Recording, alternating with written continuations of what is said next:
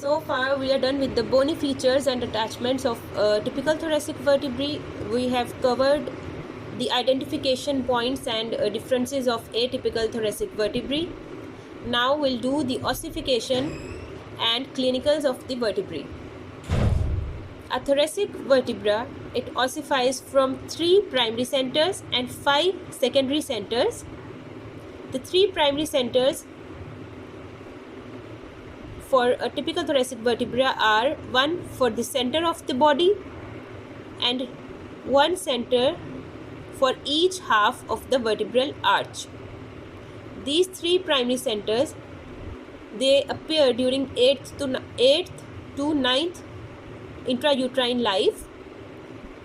At birth, the vertebra consists of 3 parts, the centrum and the 2 halves of vertebral arches. These 2 halves of the neural arch or vertebral arch, they fuse posteriorly during the first year of life, and this vertebral arch, it fuses with the body, and this bony fusion occurs during 3rd to 6th years of life, and in this way the whole vertebrae is formed and the vertebral foramen is formed.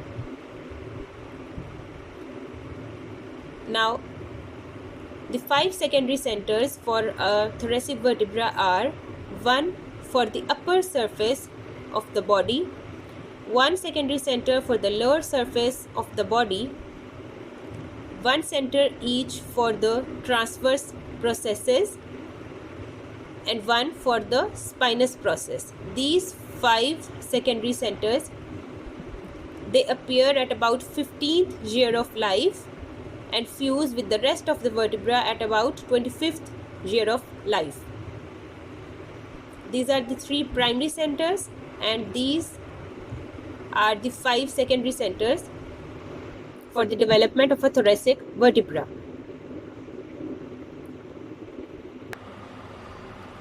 Now the clinicals related to the vertebral column are spina bifida and the disc prolapse. What is spina bifida?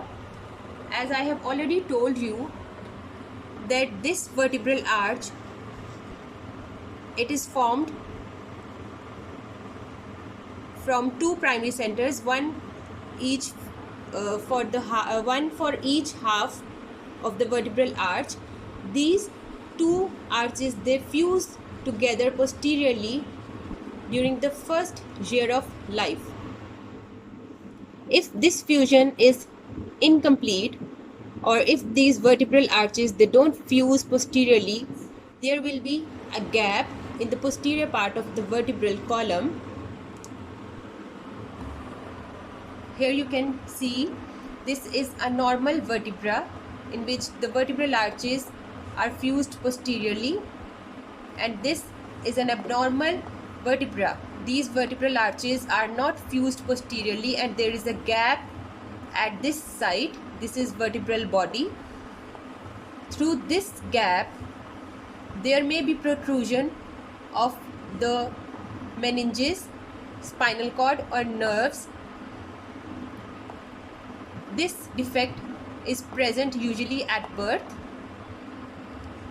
Here is another image showing the spina bifida. This is the vertebral column, vertebral foramen through which the spinal cord, meninges and nerves run through the entire length. These are the vertebrae, thoracic vertebrae. If there is a gap posteriorly due to the non-fusion of the vertebral arches, the meninges and nerves may protrude like this. This condition is known as spina bifida. The second clinical is the disc prolapse. As we know, the vertebrae are connected to each other through the intervertebral discs. What is an intervertebral disc? It is basically a fibrocartilage that lies between the adjacent vertebrae in the vertebral column. Each intervertebral disc, it forms a fibrocartilaginous joint to allow a slight movement of the vertebrae, to act as a ligament to hold the vertebrae together, and it also functions as a shock absorber for the spine. Each intervertebral disc, it has two parts. The outer part is the annulus fibrosus and the inner part is the nucleus pulposus. You will talk about these structures in detail in the structure of spinal cord. For now, just remember the names of these parts. The outer part is the annulus fibrosus and the inner part is nucleus pulposus. This is an image of disc prolapse. Now, what happened in a disc prolapse? In young adults, these intervertebral discs are very strong, but after the second decade of life, there might be some degenerative changes that result in the weakness of annulus fibrosus, the outer part of the intervertebral disc. When such a weakened disc is subjected to strain, the annulus fibrosus may rupture, leading to the prolapse of inner part of the disc, which is known as nucleus pulposus. This one.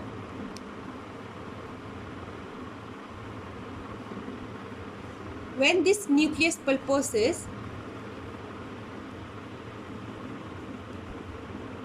it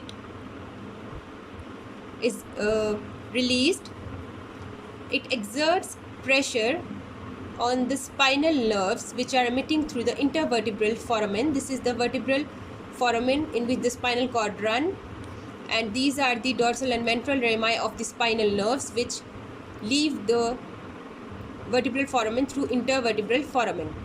So this nucleus pulposus, it puts pressure on these spinal nerves, spinal nerve roots. This is termed as the disc prolapse. The disc prolapse is more common posterolaterally. This prolapsed nucleus pulposus, when it presses upon the adjacent nerve roots, it gives rise to pain that radiates along the distribution of the nerve. One common example of this disc prolapse is the sciatica. Sciatica is basically the pain along the course of the sciatic nerve. When there is pressure of nucleus pulposus on the sciatic nerve in the lumbar region, it leads to a radiating pain along the course of the sciatic nerve in the lower limb, which is termed as sciatica. In addition to this, there may be motor effects in the disc prolapse, which means there may be loss of power and reflexes due to the pressure on the spinal nerves. Disc prolapse occurs most frequently in the lower lumbar region. It is also common in the lower cervical region from 5th to 7th cervical vertebrae. That's all about the clinicals of the vertebrae.